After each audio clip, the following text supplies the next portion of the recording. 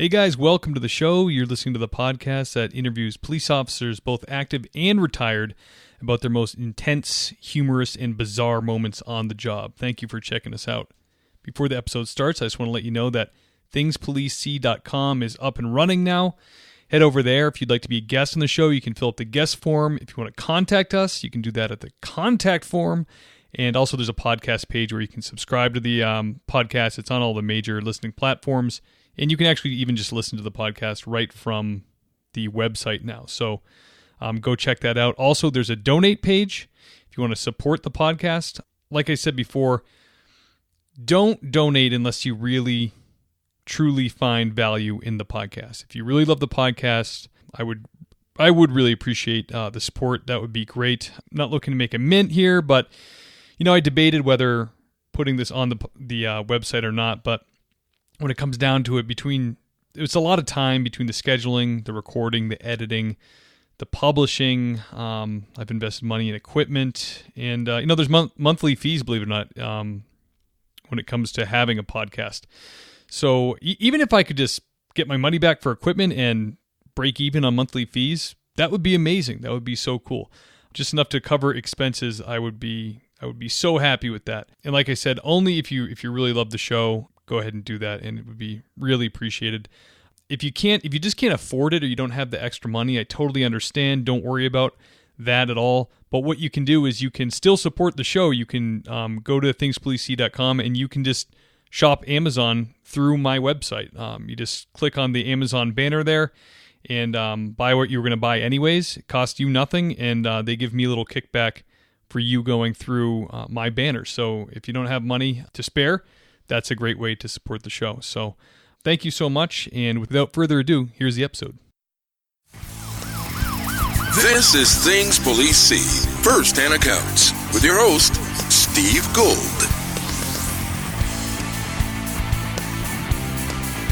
Hey guys, welcome to the podcast. Thank you for joining us. As always, my co-host Ken Roybal from policebackground.net is with us. Ken, hello. Hello.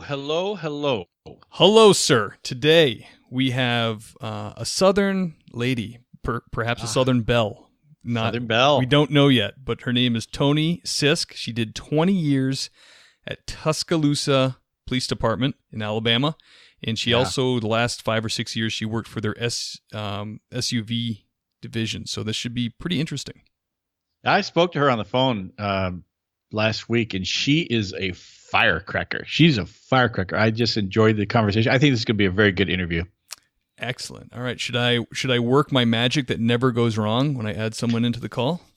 Do it. Okay. Here we go. You can await with bated breath. Hold on. Toni, are you there? Yes, I am. Toni, you're on with Steve and Ken. How are you? I'm nervous, but I'm good. Hi, Toni. How are you? I'm here. Hi, how are you? I'm good. Good. So we're all ready for this. We're very excited. You come very, very highly recommended, and we're just ready to go. Yeah, we have people on social media saying, oh, you got to hear her stories. You got to get this girl on the podcast. What? Yeah. Absolutely. Don't be nervous. Yeah. Just, the bar has been set pretty high. It's Steve and Ken. Steve and Ken, you know us. This will be great. Okay. Toni, I've been going over my questionnaire, and so it's going to be hard to tell one thing on each one because there's so many stories. You know how it is, Ken. So many stories, yes. Well, that's okay. That's we'll work our way through them and see where it takes us. If we have to do a 3-hour-long podcast, down the rabbit hole, Steve. That's what we're doing. Look, I can talk, so don't say that because I will have y'all on the phone till tomorrow. All right, let's see if we can do it. Yeah, Steve's done this before. We can navigate this, huh, Steve? Absolutely. So, Toni, you were on Tuscaloosa PD for 20 years. Is that correct? Yes. What positions did you hold there?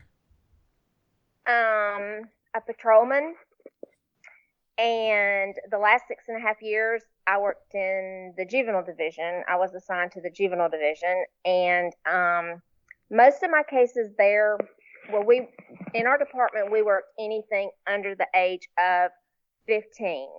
If it was 15 and older, it went to homicide, but anything under 15, it came to us. And so, that being said, I worked a lot of child abuse, neglect, sexual abuse, missing children, just you name it. And if I didn't have like a caseload of that going on, I would work other cases like, assaults, criminal mischief, things of that nature. So just a little bit of everything. Wow. Then Go ahead. I'm sorry, was that a detective position? We call it an investigator. Investigator. So, go ahead. Same thing. It's just that we didn't go by detective. We went by investigator. Okay, but it's a different rank than patrol and police officer and sergeant and all that kind of stuff. It is. It's just an assignment, basically. Like if you were assigned to CID and, you were assigned to that. It wasn't really a promotion, but it got you out of patrol. Mm-hmm. That seems like a pretty good way to make sure you're burnt out at the end of your career doing SUV stuff. That's, especially with kids, that's really like a combination of social work and police work, and you just see a lot of nasty stuff.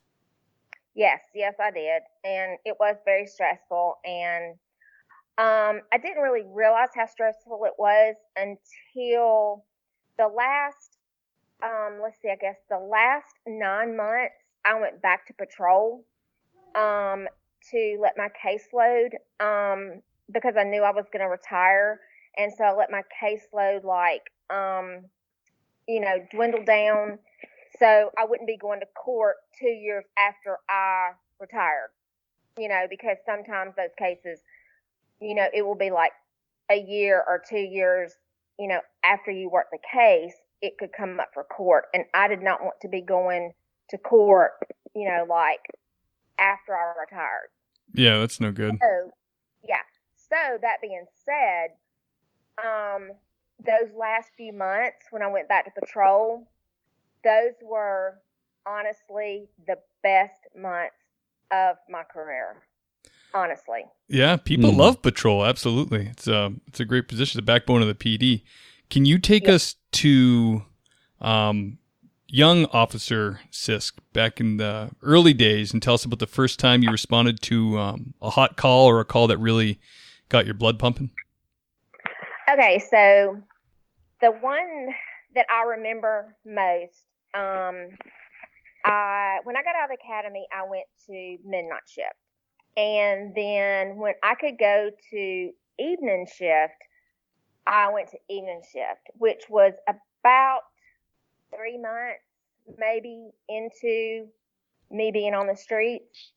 And I remember who I was riding with. And it was the very first call, and we worked 4 to 12. And so it was 4 o'clock, and we got a call that this guy was in the middle of the street with a .308 rifle, and he had already shot at his dad, and he was upset about something about the cable or something. So he had shot at the cable box. And so when the partner got there, he was standing out in the middle of the road with a .308. And he wasn't pointing at us or anything. It wasn't really, I didn't feel like it was a threat to us, but, we were just sitting there, trying to talk him out of the weapon. And then all of a sudden, these other guys come hauling ass in. Oh, I said ass. I'm sorry. That's okay. Hauling in sideways. And of course, then the threat was there because he felt threatened, because we really had it under control. But what made me nervous is there was a church bus right there where he was, and he ran into the church bus with the weapon. And I don't know why but the lieutenant on the shift, he gets on top of the bus. And I'm thinking, this guy's a real cowboy, huh? Yeah. Jeez. So I'm thinking, okay, this guy's got a rifle. He knows where this lieutenant is walking. He's going to shoot through that, through the bus. Okay, but anyway, that being said, it came out well. He surrendered, they, got him, took him to jail, all that stuff. So basically, I think that because I was thinking to myself, now this is really, I said, if this is what evening shift is going to be like, I'm going back to midnight because it was like my very first call. And I was just like, oh my God, but it, so it turned out okay. Yeah, that's definitely intense. Ever find out why the lieutenant was on the bus? I think he was just like gonna capture this guy, and yeah, I guess I don't know what the hell he was thinking, This is why watch commander lieutenants stay in the station and don't go in the field. Yeah, really. Yeah. Toni, can you tell us about a strange or bizarre call that you dealt with?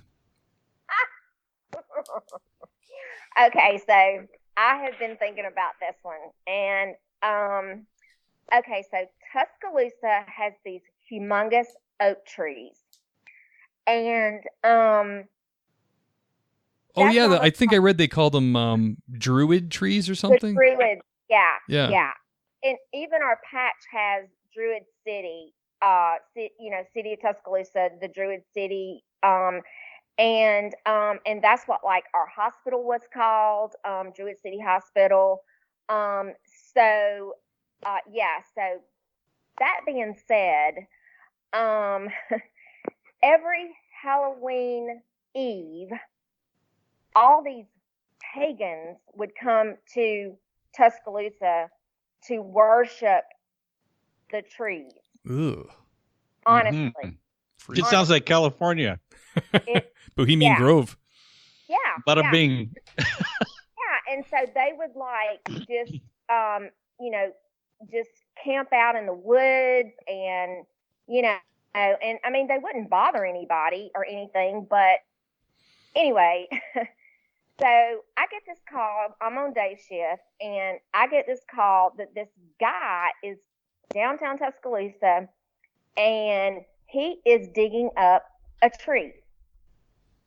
So, he's digging up a tree downtown Tuscaloosa. So I get there, and it's this dude in camouflage pants, no shirt, and he's got this animal head skeleton around his neck, and then my backup got there, and and he was just standing there. I was talking to the dude, and I'm like, what you doing there? And he's like, I'm saving this tree. And I'm like, okay, well, you can't be digging up our trees. I'm going to have to take you to jail. This is just, you can't be digging up our trees. And I said, so I just got to ask you, what the hell is around your neck? I said, is it a Doberman? I said, it looks like a dog. It was a raccoon head. Ugh. Mm. And, well, it was a skeleton. It was like, yeah. And so I said, okay. And I said, well, you've got something in its eyes. I said, what is in his eyes?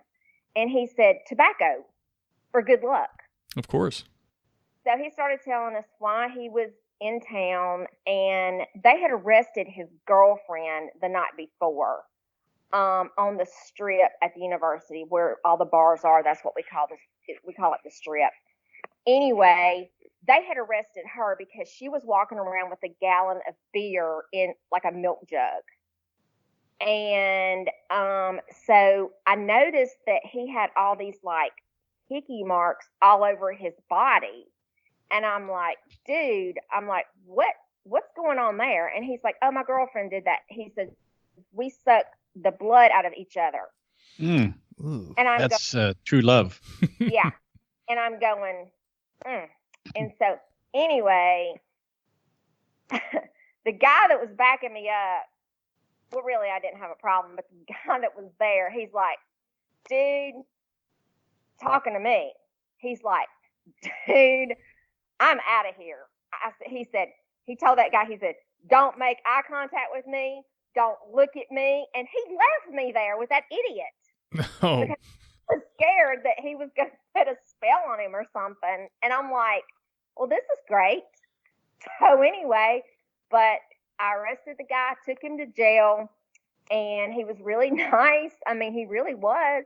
But I saw his girlfriend down there. She was still in jail, and she was in one of the holding cells. And I said, I've got to see this chick, see what she looks like. I looked at her, and she had all kinds of animal bones twirled up in her hair, all over her hair. And she had those hickey marks all over her. Ugh. And I'm like, She was loved too. yeah, I'm like, this is freaking the weirdest thing ever. So these are like pagan Yes. weirdos. Correct. Yes. Yeah. Yeah. Yeah. So, and I'm sure that they still come to Tuscaloosa every Halloween because of the druid trees, because of the druids. What's the origin of that? The druid trees, were these actually brought over from overseas, from somewhere in England or something, or? There were really oak trees, really huge oak trees, like really big ones. So I really don't know until, I came across him. And then when I started talking to you about that, and I thought, I'm going to really research this druid thing, because we do have Druid City on our patch. And by the way, we got the most awesome patch ever. I mean, it is amazing. I mean, it's better than any patch I've ever seen. Really? Seriously. Oh yeah, it's got so it's got a chief's head on it, like an Indian chief. And I thought you said a cheese head. I'm going, what? And what that is that Tuscaloosa it's Tuscaloosa, but it used to be Tusk. And because Chief Tuscaloosa with a K, that's how Tuscaloosa got its name. Oh, okay. Mm-hmm. That's similar. We actually know what's funny, Tony, is my PD that I worked for, Eastham, had a Native American chief head on it as well. Really? Very similar patch, yeah. On your patch? And because we lived in an area called Nauset, where the Nauset Indians lived originally. Okay, well that's pretty cool. I'm looking at the patch right now as we speak, and it says Druid City on it. It does. Yeah. Tuscaloosa. Yeah, it's a pretty cool looking patch. Colors are really nice. Yeah. See, LAPD their patrol don't wear patches. There's 0 patches on their patrol uniforms. Why? Yeah. Why? I was at a funeral one time for a police officer in another city, and we're all standing in line. There was hundreds of officers standing in line, ready to go in the church. And this one officer a young officer from a neighboring agency somewhere nearby, he looks around, he's going, and where are you guys from? And before I could even say, he goes, oh, you're LAPD, you're the ones without patches. And so that's how he knew us. But just an odd thing. I don't know why they never had patches, but they didn't. It is kind of strange, yeah. And they still don't have patches? No. Their divisions do, though, right, Ken? Like the motor units and the harbor and the specialty units have patches. Specialty units do. SWAT, traffic. There's other units that do, but straight patrol does not have any patches whatsoever. It looks kind of cool. It's kind of badass. And I think some places only have one patch. That looks kind of cool, too. Yeah, but I'm kind of digging this Tuscaloosa patch here. I know, right? And you know what? I might send you one. That would be amazing. I still got contacts. All right. Yeah. And some of the guys I worked with are still there. And I'm like, I cannot believe that you are still here. What is the deal? You know, and they've got small kids and they need the benefit. So they've just stayed. And so, yeah. And it's really sad because, I mean, you know, they could have retired a long time ago.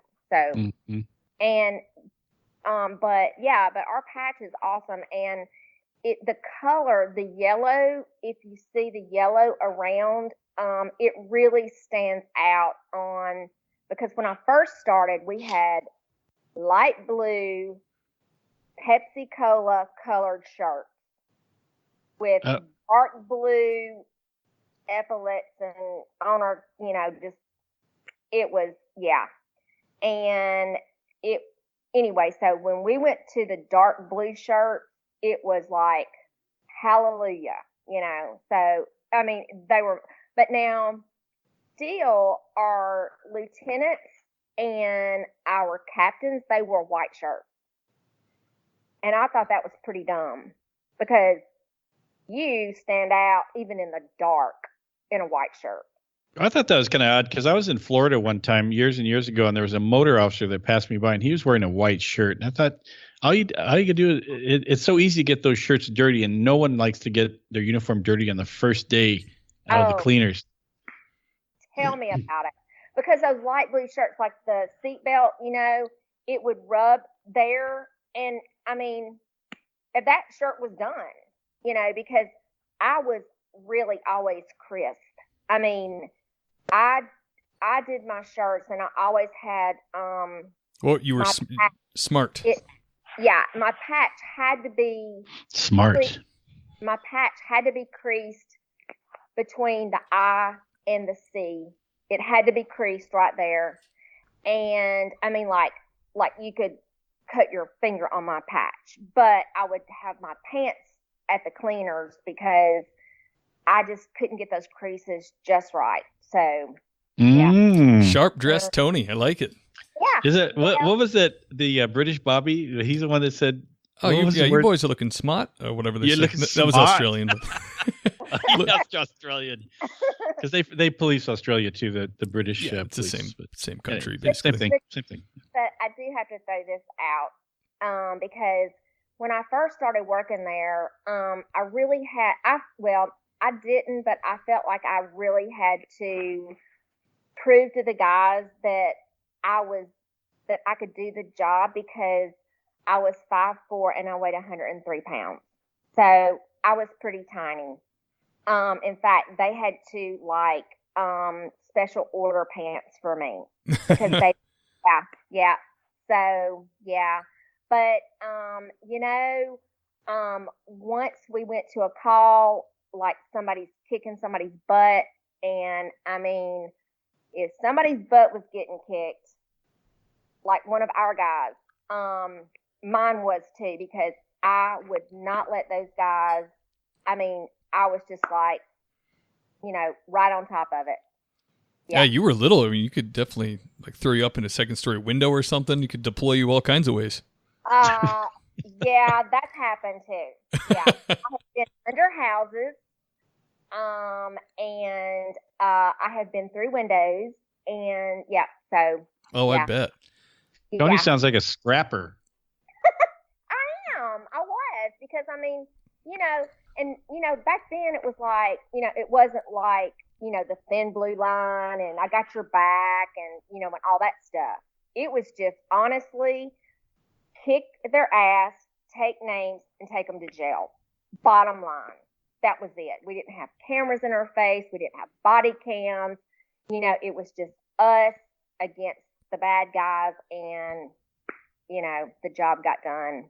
So, and, you know, and when I first started, the guys were really protective as well.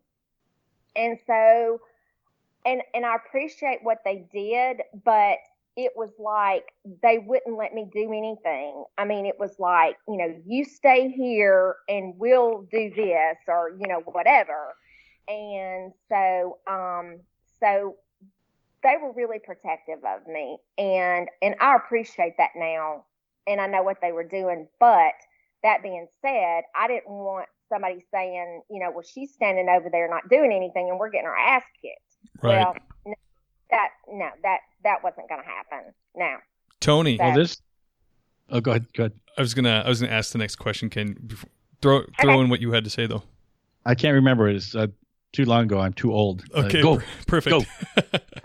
Perfect. Toni, tell me about your most intense or terrifying call that you went on. Okay. Well, there was a lot. But I don't mean to sound cocky or anything, but I look back now and I think, God, I could have got killed. That could have went really south really fast. But when I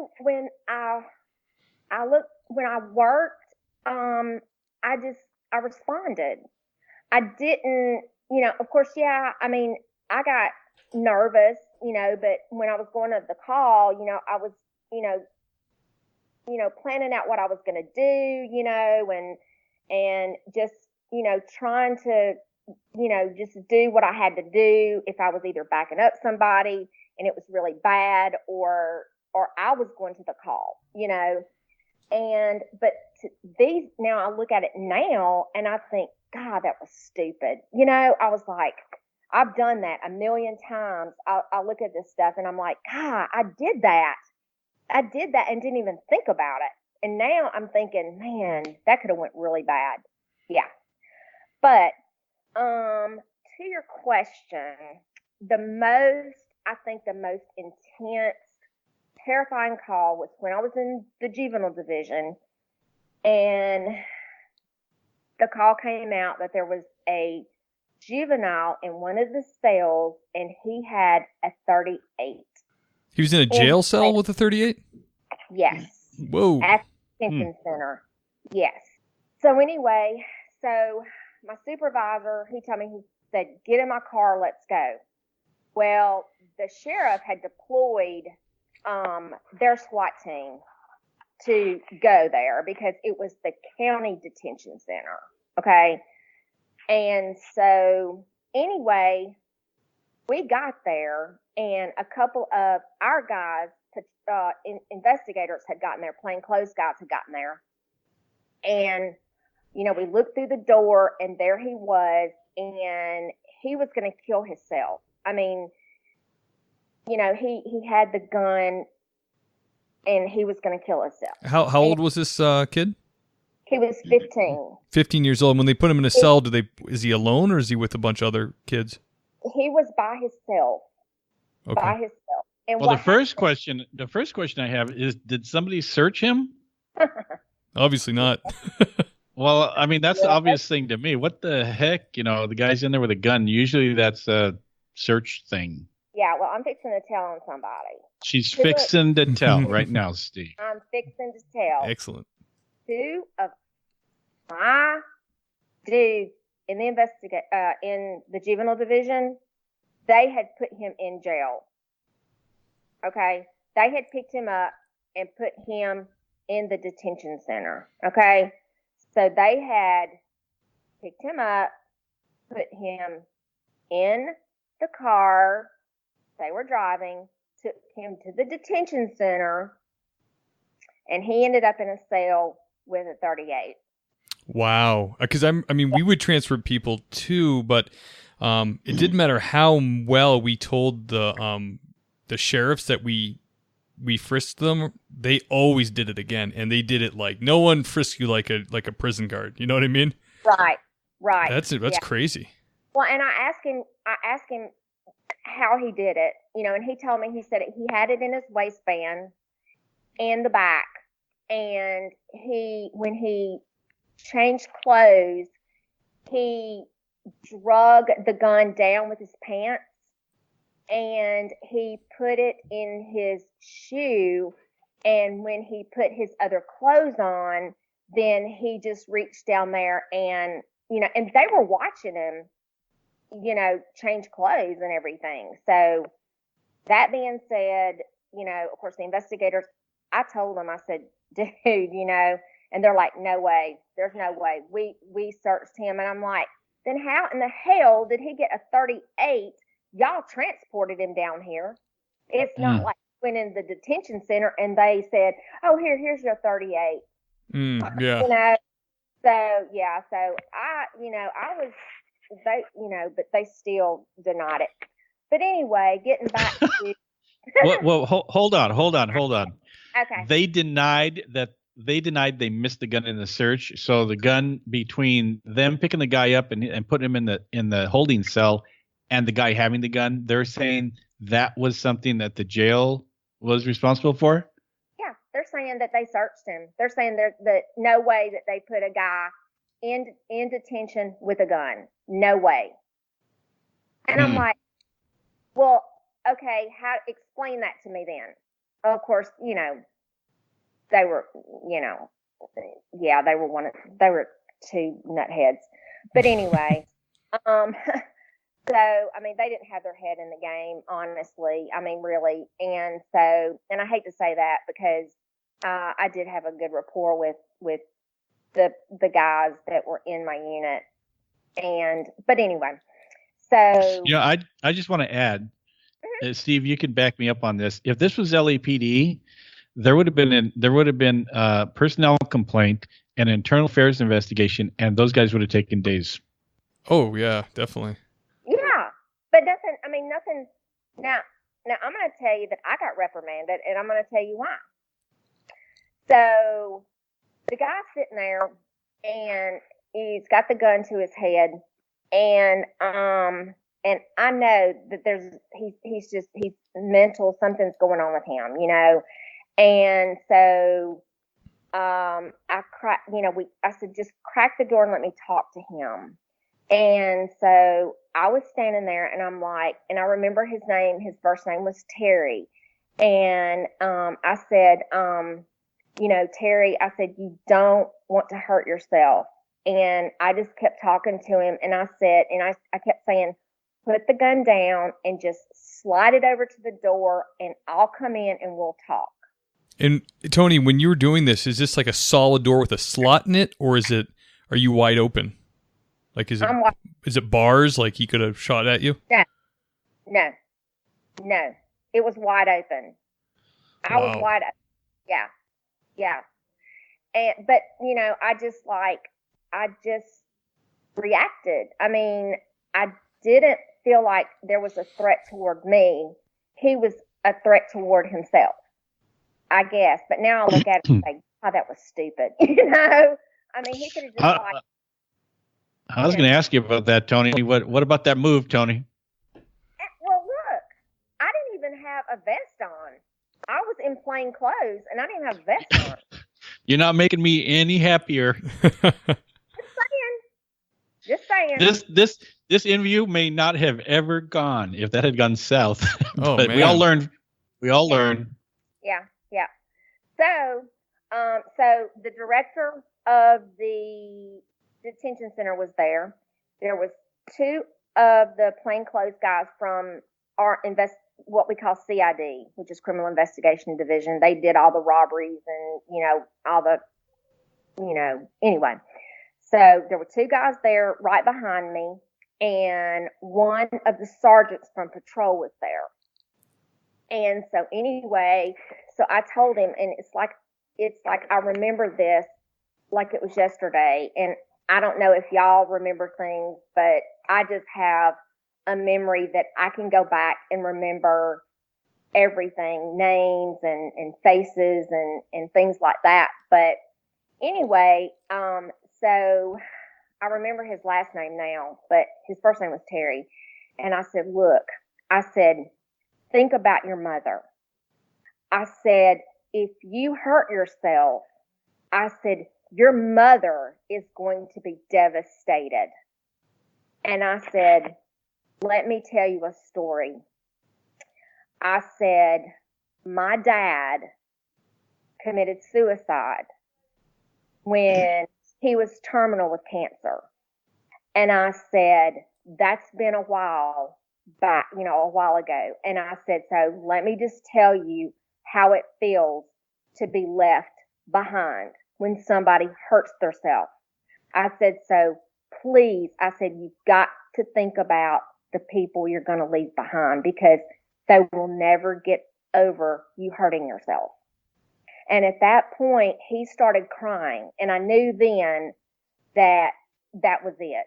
I knew then that he was going to put the gun on the floor, push it over to me, and, and then I was going to go in and talk to him.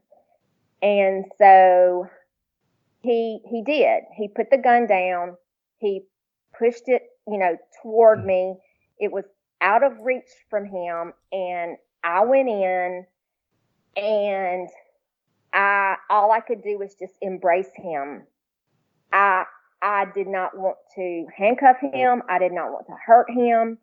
But the daggone sergeant that went in there had his gun out in his face. And I'm like, and I don't know, for some reason, I just told him and he had rank on me. But I literally stuck my hand out and I pushed his hand down, and I'm like, there's no threat here. There's no threat. And they're like, I cannot believe that you're hugging him. I'm like, this kid is sick. He needs help. Yeah. He doesn't need to be locked up. He needs help. So what did you get reprimanded for? Not waiting for the SWAT to come in. Yeah, I could see that, just for safety and tactics and all that. I mean, no, it was just a showboat kind of thing. You get all these SWAT guys in, and you're going to bust in this cell and take over, and what's going to happen? That kid's going to shoot himself, because he sees all these people coming at him. What's he going to do? He's either going to shoot at them or he's going to shoot himself. So, and it all worked out. And actually, the two guys from my department from CID, they're like, Toni, that was amazing. That was awesome what you did, and I mean, they were right there behind me and they heard everything. Well, the director of the detention center found out that I got reprimanded, and he wrote the sheriff and my chief a letter and told them that he had heard that I had gotten into trouble. Well, not bad, it was just like, don't ever do that again kind of thing. SWAT's going to come out, blah, blah, and all that crap. So anyway, so he wrote, and I still have everything, letters and awards and, stuff like that. But anyway, he wrote a very, very nice letter saying that, if it wasn't for me, he really believes that that kid would have killed himself. It would have been really bad. And so, he's like, y'all were wrong, getting onto her, because she really handled the situation the way it needed to be handled. Yeah, So, you took a risk for sure, but you definitely got reward from it. Definitely ended well. I did. And so, my supervisor, he said, you go, since you got a good rapport with this kid, I want you to take him in a room and ask him how he got this gun in this facility. And that's when he told me. And I told him, I said, two of our guys in juvenile, he had the gun in their car. He had the gun when they took him to detention, and boom, that was it. He got it in his cell. Yeah. Man. This reminds me of that old police dilemma where the suicidal guy is holding a gun to his head, and the cops are saying, if you pull the trigger, I'll shoot you. It's like, what are you going to do? Yeah. But you were in that situation. Tough situation. I don't know that I would handle it exactly the same, but it turned out well, and that's all you can say about it. It's you did good. Thank you. Well, and afterwards, they released him, and I took him to a facility and hugged him again and just told him that everything was going to be okay. And that was the last time I saw him, but I remember it to this day. And and all I knew was just to hug him, because I knew that he was really hurting, and and I guess that's a woman's instinct. I don't know, but that was just me. I was just very, that's just how I was. I mean, that's just how it was. I mean, yeah, I could have I could kick butt when I needed to, but just have to go, I guess, with your instincts and kind of you don't have to go just, 90 miles an hour into these calls and just be a badass and make things worse. Sometimes you just have to show a little bit of compassion and show them that, okay, we're going to talk and deal with this and figure this out, and sometimes it works a whole lot better than when you go in there blazing and, with guns drawn and all that stuff, because that just, that kicks it up, so many notches when that happens, right? Absolutely, yeah. Well, were you able to keep track of this kid and what happened to him down the road? I didn't keep track of him. I don't even know if you could or not, but I just wondered if he popped up again. Yeah, no, I could have. I could have, contacted his parents or his mom or contacted the facility. But, excuse me, but, I tried to not get attached, because I did get attached to a lot of the kids. And, a lot of my kids that I worked in neglect cases or sexual abuse cases, I spent a lot of time with them and a lot of very intimate time with them, a one-on-one intimate time, and and they trusted me. And how would you? I'm really curious, Toni. That's your job. You're assigned to that investigative spot. Mm-hmm. How do you get when you go home, how do you get those images? And because in that position, you see pictures and injury and disgusting, perverse sexual things. That seems like a very intense thing to do for 6 years. Yeah. I cried a lot.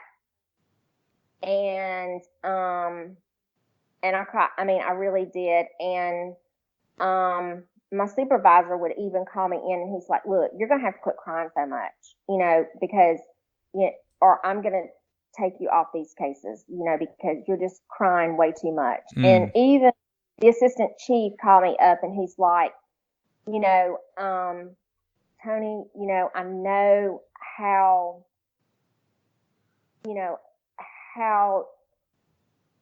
you are. I know how you are with kids. I'm the same way, but you're going to have to stop crying, getting emotional. And you're also going to have to quit making enemies with the DA and social workers, because they're complaining about you because I'm doing my job. And he's like, I know you're doing your job, but, we have to keep a good rapport with them. Well, I say BS, because some of the, a lot of the cases, the DA would just cut a deal with somebody or shove it under the rug. And that would piss me off, because I had worked those cases. I had listened to those kids.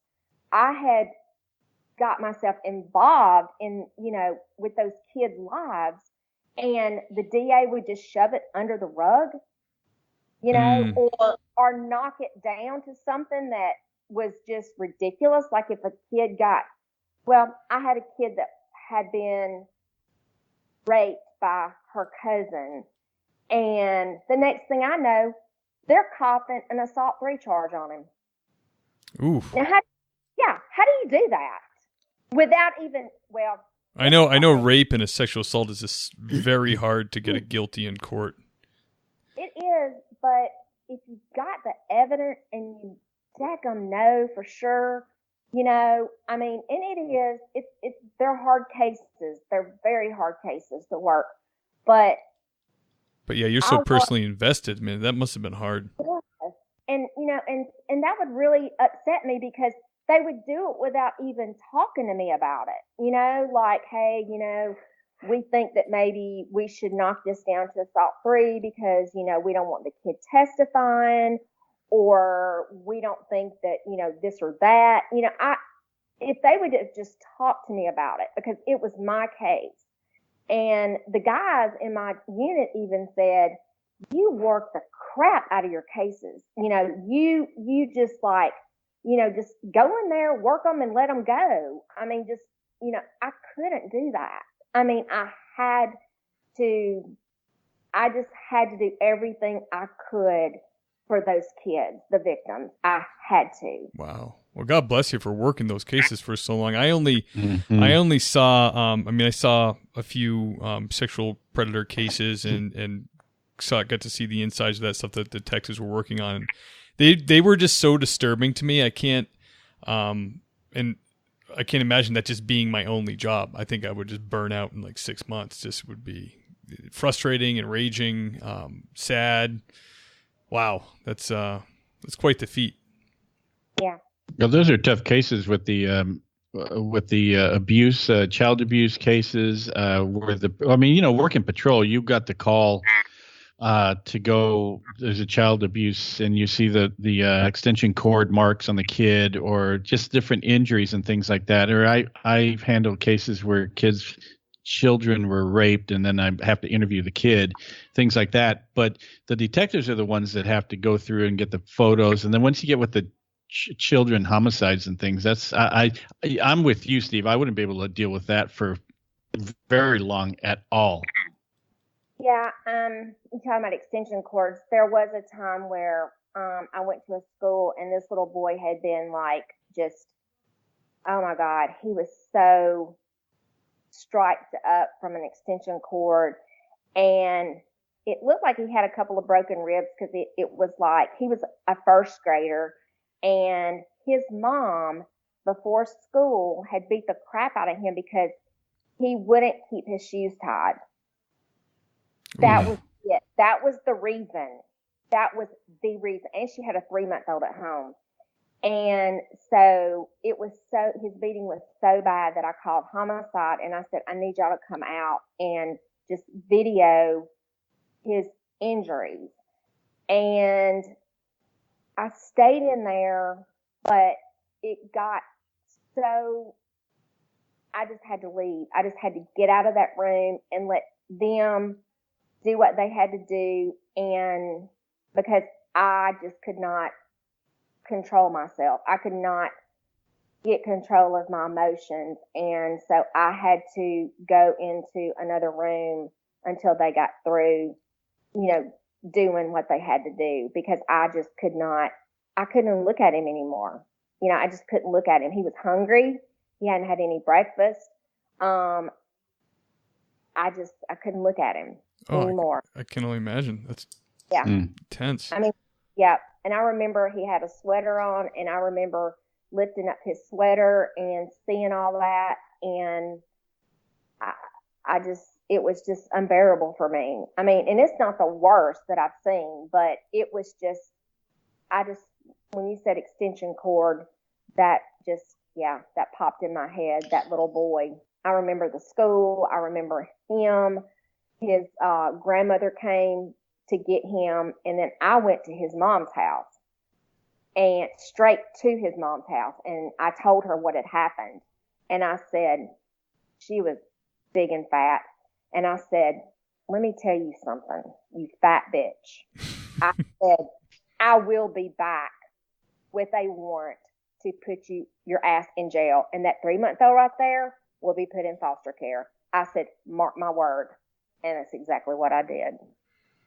Excellent. You know, I think I speak for all three of us, and this is for your listeners, Steve, is that police officers are supposed to be the consummate professionals. We're human beings. And I will tell you from experience that when we come across a case where you see a child is beaten or molested and you have the suspect sitting right in front of you, your human side of you, not your superhuman side, the human part of you wants nothing more than to just take him out in the back and do what you will with him. However, being professionals and being police officers, we never, ever did that. But boy, oh boy, when you see a child hurt, that's the first thing you think of. I'm sure that LAPD in the late 70s and in the 80s never administered any kind of street justice to perverts and rapists, Ken. I would never. I do not have a recollection. I do not have a recollection of any of that. Nothing. I would never accuse you or anybody else of that. You know, Just listening to Toni talk, it just brings back memories of these little crying children, man. I'm sorry. Yeah, thanks, Toni. Jeez. I'm sorry. No. And I'm mental now. I mean, I'm certified mentally certified. I mean, because I do not look at situations, and I'll give you an example, but I don't look at situations like normal people do, because I was in a waiting room one time at the doctor's office, and this little girl was running around, and I remember she had on rain boots, and her grandfather was sitting there, and he said, "Come here and let you know." And he put her on his lap, and he was just patting on her and, you know, rubbing her little tummy and under her shirt and stuff. And all I could think about was, you pervert. You are a pervert. You are a dirty old man. But he wasn't. But that's how I think now. And I will never, ever think anything less. I mean, that's how I think. That's how tough. That's what it's difficult. It taints you, you know? It does. It really does. It's a life-changing experience. Yeah. Wow. But, yeah. Toni, And, I was going to ask you, do you have any advice for new officers, and in particular females who are getting into the field? Well, I really searched my brain for this, and I'm like, don't do it. You know, don't do it. And Hey, you're being honest, you know? Yeah. And every department does need females. I get that. But I'm going to tell you, I look at things now, and nowadays, and God forbid that I say this, but it's a man's job. It is. You're going to piss off a lot of people out there. I don't care. I just That's what you love about Toni, man. Yeah. don't care. I'm just saying that I just watched, I think it was NYPD, this male police officer was fighting with this guy, and this guy had him down on the ground. Here comes a female officer, and she's hitting him with her ass, which we didn't have those at the time. And my comment was, and that's what she was doing. I mean, and she was calling for backup, but that's all she was doing. And she was like, and I said, what the hell? I said, it looks like she's paddling a first grader that's done something. I mean, that's exactly what she looked like. And that makes all females look like crap.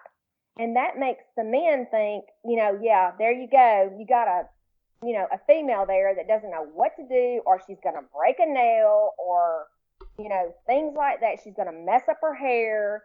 So that being said, it's hard to be, I can't imagine being a female now, and, you know, because Definitely takes a very special woman to be a police officer. I would agree with that statement 100%. Especially, well, the ones on the streets, the ones that are working on the streets, absolutely, yeah. Because I mean, females only make up 10 or 12% of the police force, and definitely valuable because it's definitely valuable to have all the gifts that women bring to the job. But I'm with you, and it's not a popular statement. But I think most people know in their mind that it's a male job. Like it's a dominated male profession for a reason. It will probably stay like that.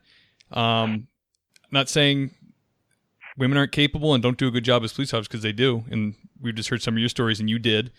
But I think the way it's set up is probably pretty good. It's just kind of the equilibrium that's happening with the 90% male, 10% female is working.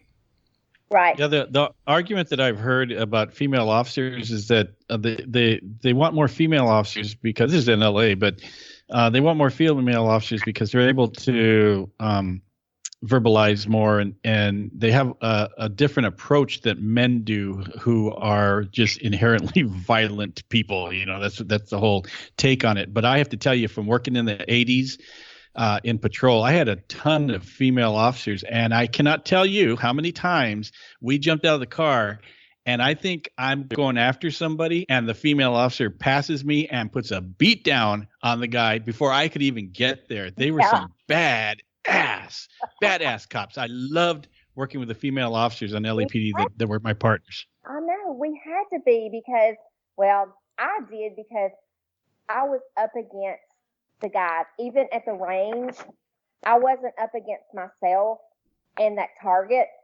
I was up against all the guys down the line. I wanted to shoot better than they did. I wanted to fight better than they did. I wanted to just do everything better than them because I felt like I had to continuously prove myself to those guys that I've got your back.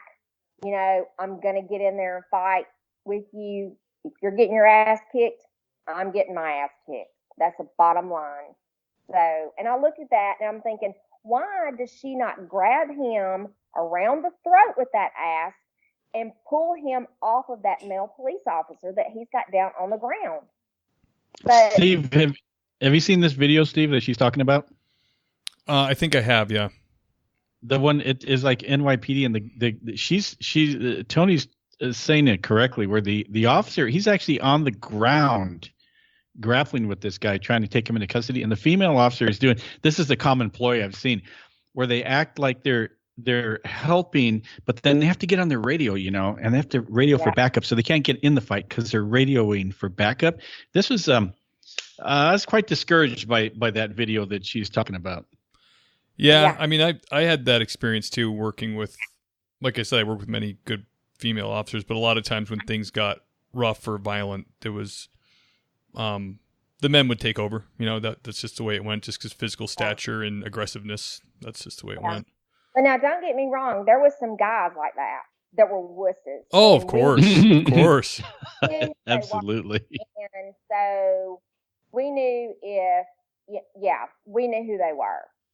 You know, we knew all the secrets.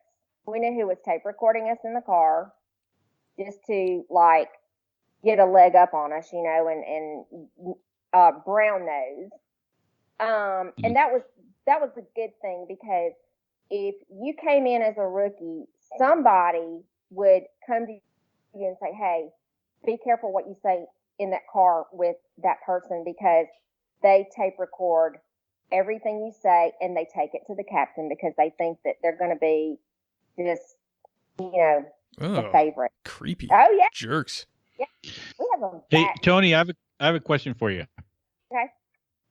In the years that you were, I'm not going to say what years you were on the job, but given that it was a number of years ago, I'll say that, and times have changed. And how would you address the whole thing about women versus men, and women can do everything a man can do, and with regard to police work and all the kind of feminist rhetoric that's out there regarding police work and men and women? How would you address that if someone asked you, like I'm asking you? I mean, just like I said, men are stronger. I don't care how much a woman works out or gets in shape. Men are just stronger. The ones that take care of themselves and work out and take care of themselves, of course. But I mean, I have had females ask me, well, would you recommend me going, and trying to get on at a police department? And I'm like, absolutely not. No, under no circumstances would I recommend that I said, you need to find something else to do. Not that you can't do it and not that you're not able to do it or you can learn how to do things. It's just that I've just seen too much. And I look at these females sometimes on social media and they're doing this stupid videos of themselves. Oh yeah, who knew that there was so many attractive young female police officers until Instagram came along? It's like, are they all models? What the hell is going on? Gosh, yeah. And you know what kills me is they do a split screen and they've got their uniform on, and then the other screen they're half butt naked, and I'm like, really? And so when people see that, what do they think? What do they think? Well, number one, what do the guys think that they're working with? I mean, they've seen that, and they're going to ride with that chick, and they've seen her half naked. Yeah.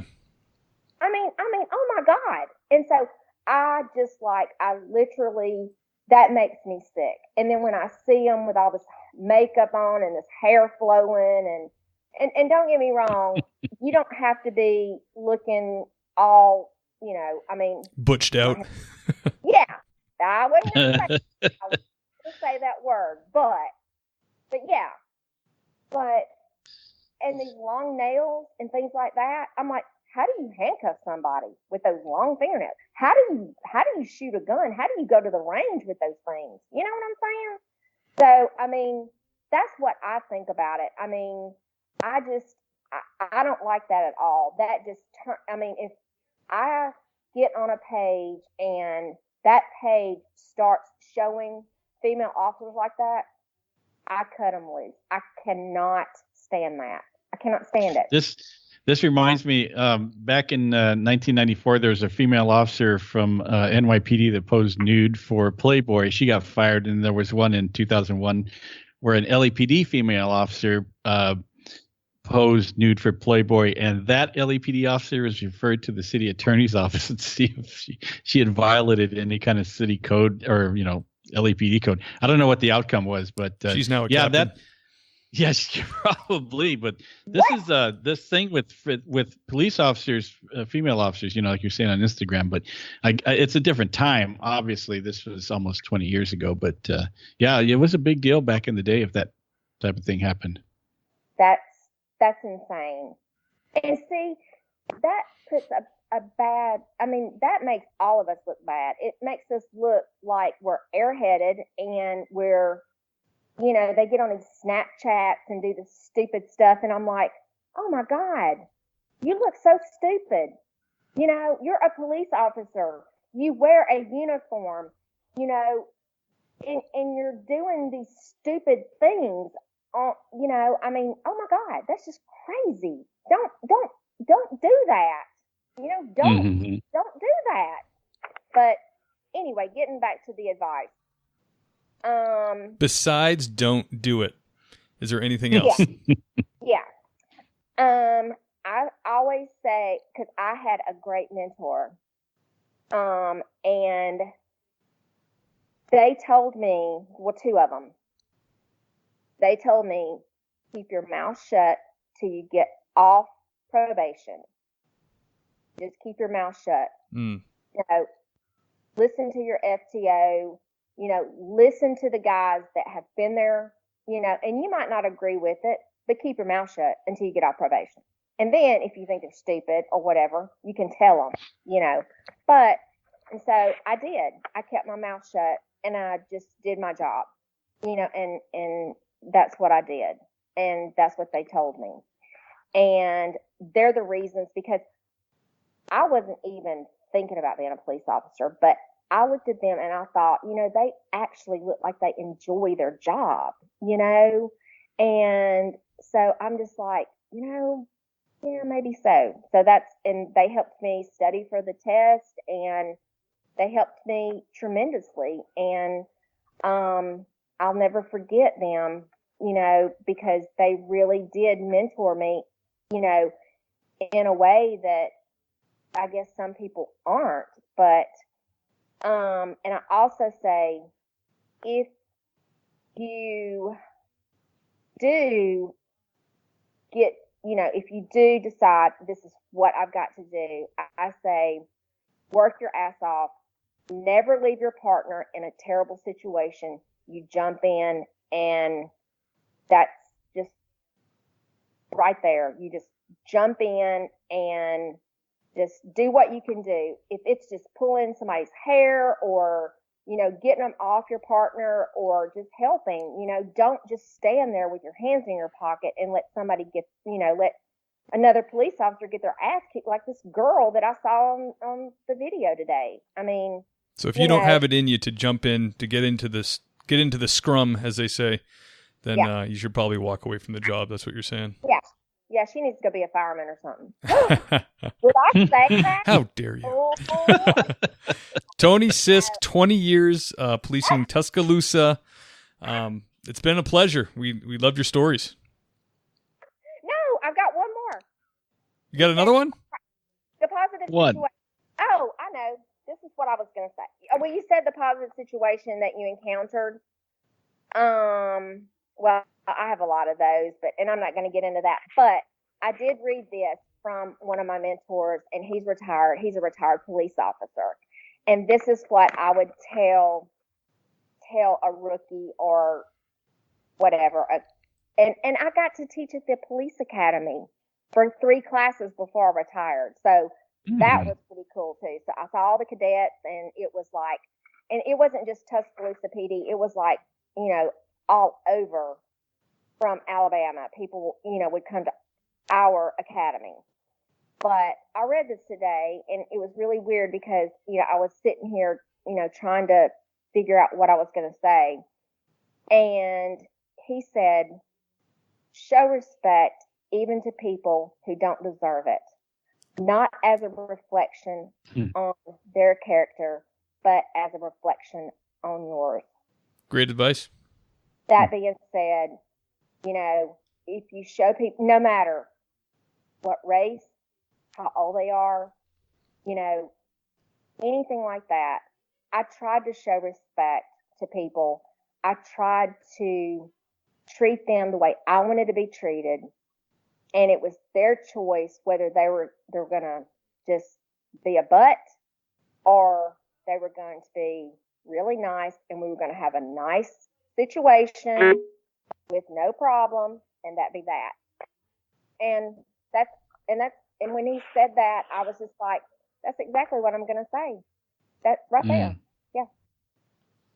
Words of wisdom. I love it. Yeah. Just, show some respect, oops. Are y'all still there? Yes. You're here. Oh, okay. Sorry.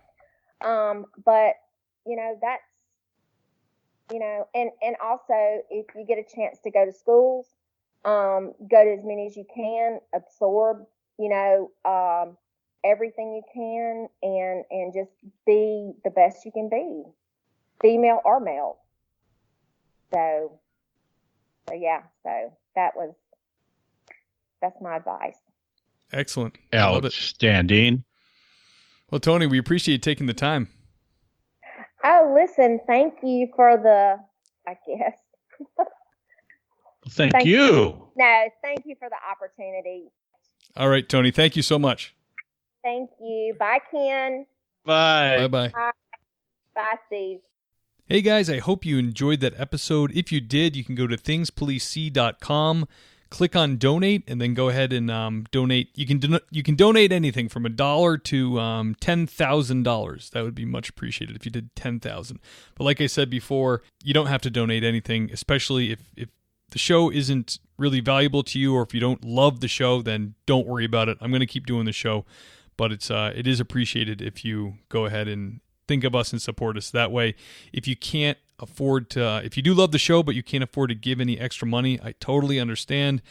You can support the show for free. You can just go to the website, thingspolicec.com, and click on our Amazon affiliate banner and to shop Amazon like you would normally through that banner, and we'll get a kickback for anything you buy. So that's something that costs you nothing. It's just like one extra step, and you can support the show that way. So either way, we totally appreciate it, and we're so happy at the growth of the show. And it's just been a great ride so far. So also, you can, if you want to show support, you can also rate and review on iTunes. So that's it, and I'll see you next time.